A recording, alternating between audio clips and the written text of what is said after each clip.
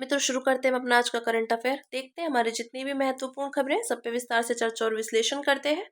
तो हमारी पहली न्यूज है विदेशी मुद्रा अनिवासी बैंक या खाते। तो हाल ही में आरबीआई ने विदेशी पूंजी के प्रवाह को बढ़ावा देने के लिए विदेशी मुद्रा अनिवासी बैंक खातों पर ब्याज दर की सीमा बढ़ाने की घोषणा की। इनके विषय में देखते हैं तो एक प्रकार का सावधि जमा खाता यानी डिपॉजिट अकाउंट होता है। इसे अनिवासी भारतीयों और भारतीय मूल के व्यक्तियों द्वारा किसी भी ऐसे स्वीकृत विदेशी मुद्रा में खोला जा सकता है जो स्वतंत्र रूप से परिवर्तनीय हो। अन्य प्रकार के एनआरआई बैंक खाते देखते हैं तो अनिवासी रुपया खाता, बचत चालू आवर्ती या सावधि जमा खाता जो एनआरआई या पीआईओ द्वारा भारतीय रुपए में खोला जा सकता है, या अनिवासी साधारण रुपया खाता जो बचत चालू आवर्ती या सावधि जमा खाता जिसे भारत के बाहर का कोई भी निवासी व्यक्ति रुपए में अपने वास्तविक प्रमाणिक लेन देन के लिए खोल सकता है। ठीक है, अब देखते हैं मारबर्ग वायरस रोग एमवीडी। तो हाल ही में रवांडा में मारबर्ग वायरस रोग एमवीडी के प्रकोप से कम 15 लोगों की मौत हो गई और कम से कम 66 लोग इसके वायरस से संक्रमित हैं। इसके विषय में देखते हैं तो इसके आर्थो मारबर्ग वायरस, मारबर्गेंस प्रजाति के मारबर्ग वायरस और रेवन वायरस। मानव को एमवीडी संक्रमण रूसेट्स फ्रूट बेट्स, विशेष रूप से इजिप्शियन फ्रूट बेट्स की बसावट वाली खानों या गुफाओं में लंबे समय तक काम करते रहने से होता है। संक्रमण का प्रसार तो मानव से मानव में संक्रमण का प्रसार मुख्य रूप से संक्रमित व्यक्ति से रक्त, शारीरिक स्राव, अंगों या अन्य शारीरिक तरल पदार्थों के सीधे संपर्क में आने से होता है। लक्षण है इसके मारबर्ग बुखार के लक्षण अचानक शुरू होते हैं, जैसे तेज बुखार, तेज सिर दर्द, तीव्र घबराहट, मांसपेशियों में ऐंठन और दर्द आदि। ठीक है, बात की हमने एमवीडी के विषय में। अब देखते हैं अगली न्यूज़ है UN commission on narcotic drugs. तो हाल ही में भारत को पहली बार यूएनसीएनडी के 68वें सत्र की अध्यक्षता के लिए चुना गया। इसके विषय में जानते हैं तो इसकी उत्पत्ति की बात करें तो संयुक्त राष्ट्र आर्थिक और सामाजिक परिषद के संकल्प द्वारा 1946 में कमीशन ऑन नारकोटिक ड्रग्स की स्थापना की गई। इसे अंतर्राष्ट्रीय मादक पदार्थ नियंत्रण संधियों के अनुप्रयोग के पर्यवेक्षण में ECOSOC की सहायता करने के लिए स्थापित किया गया था। सदस्य हैं इसके संयुक्त राष्ट्र आर्थिक और सामाजिक परिषद द्वारा निर्वाचित 53 सदस्य देश। और कार्य की बात करें तो यह संयुक्त राष्ट्र मादक पदार्थ एवं अपराध कार्यालय के शासी निकाय के रूप में कार्य करता है। अधिदेश आपूर्ति और मांग में कमी को ध्यान में रखते हुए ड्रग्स की वैश्विक स्थिति की समीक्षा और विश्लेषण भी करता है। ठीक है, ये बात की हमने UN commission on narcotic drugs के विषय में। बात करते हैं इंदिरा गांधी पुरस्कार के संबंध में। तो चिली की पूर्व राष्ट्रपति मिशेल बाचेलेट को शांति, निरस्त्रीकरण और विकास के लिए इंदिरा गांधी पुरस्कार 2024 से सम्मानित किया जाएगा।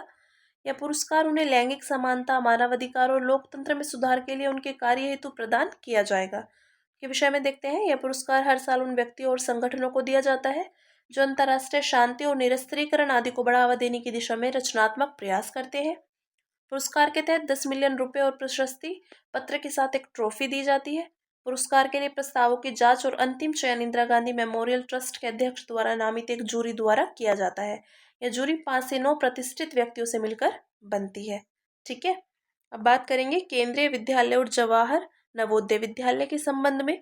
तो हाल ही में आर्थिक मामलों की कैबिनेट समिति ने 85 नए केंद्रीय विद्यालयों, 28 नए जवाहर नवोदय विद्यालयों की स्थापना को मंजूरी दी है। लगभग सभी केवीएस और जेएनवीएस को पीएम श्री स्कूल के रूप में नामित किया गया है। पीएम श्री स्कूल राष्ट्रीय शिक्षा नीति 2020 के विजन को साकार करने के लिए प्रतिबद्ध है।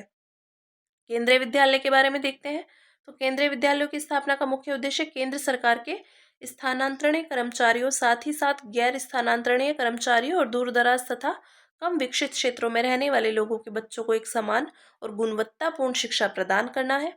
इनकी स्थापना केंद्रीय विद्यालय योजना के तहत की गई है। ठीक है, अगर बात करें जवाहर नवोदय विद्यालय के संबंध में तो जेएनवीएस पूरी तरह से आवासीय विद्यालय है। इनकी स्थापना मुख्य रूप से ग्रामीण क्षेत्रों के प्रतिभाशाली बच्चों को कक्षा 6 से 12 तक अच्छी गुणवत्ता वाली आधुनिक शिक्षा प्रदान करने के लिए की गई है। इन्हें नवोदय विद्यालय योजना यानी केंद्रीय क्षेत्र योजना के तहत स्थापित किया गया है। ठीक है, अब बात करते हैं पीएम ई विद्या योजना के विषय में।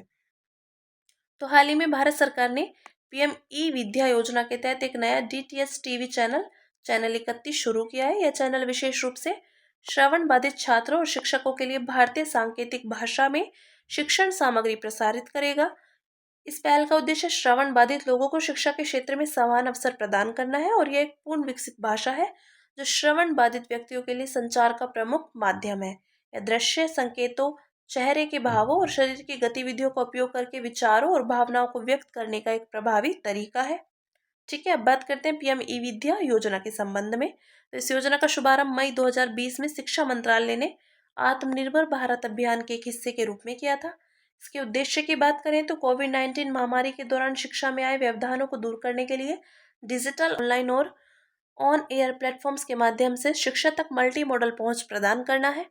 मुख्य घटक देखते हैं इसके तो दीक्षा यानी स्कूल शिक्षा के लिए डिजिटल बुनियादी ढांचा, स्वयं डिजिटल रूप से सुलभ सूचना प्रणाली, वर्चुअल लैब्स और स्किलिंग ई लैब आदि। ठीक है, बात की हमने पीएम ई विद्या योजना के विषय में। अब देखते हैं मोइरे सुपर कंडक्टर के संबंध में। तो हाल ही के एक अध्ययन में बताया गया कि अर्धचालक सामग्रियों से बनी मोइरे मटेरियल ने अतिचालकता की स्थिति का प्रदर्शन किया। यह एक ऐसी विशेषता है जिसे कभी ग्राफीन प्रणाली के एक विशिष्ट माना जाता था। इसके विषय में देखते हैं तो ये क्या है। मोइरे मटेरियल सुपरलेटिस संरचना वाली सामग्रियां हैं जो परतों के अल्टरनेटिव लेयर्स से बनती हैं। इनके अद्वितीय संरचना के कारण इनमें कई अनोखे गुण पाए जाते हैं। ये सामग्रियां तब बनती हैं जब दो परतों को एक दूसरे के ऊपर एक छोटे से कोण पर रखा जाता है।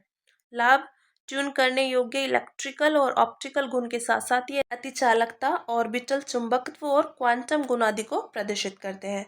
ठीक है, बात की हमने मोइरे सुपरकंडक्टर के विषय में। अब बात करते हैं म्यूल हंटर एआई। तो आरबीआई ने एक नया एआई टूल लॉन्च किया जिसका नाम म्यूल हंटर है।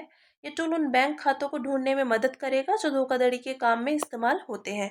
इसे डिजिटल धोखाधड़ी को कम किया जा सकेगा। म्यूल अकाउंट्स का उपयोग अपराधियों द्वारा धन शोधन यानी मनी लॉन्ड्रिंग गतिविधियों के लिए किया जाता है। अज्ञात व्यक्तियों द्वारा आर्थिक लाभ के लिए खोले जाते हैं जिससे इनकी पहचान करना कठिन हो जाता है। इनके विषय में देखते हैं तो इसका विकास रिजर्व बैंक इनोवेशन हब द्वारा किया गया। यह आरबीआई की पूर्ण स्वामित्व वाली एक सहायक कंपनी है और यह टूल रियल टाइम निगरानी के आधार पर संदिग्ध म्यूल अकाउंट की कुशलतापूर्वक पहचान करने के लिए एआई मशीन लर्निंग आधारित साधनों का उपयोग करता है। ठीक है, ये बात की हमने म्यूल हंटर एआई के विषय में। ठीक है, तो आप इनको एक बार अच्छे से पढ़ लेंगे, अच्छे से देख लेंगे। हमारे जितने भी महत्वपूर्ण खबरें थी आज की हमने सब पे विश्लेषण किया है विस्तार से।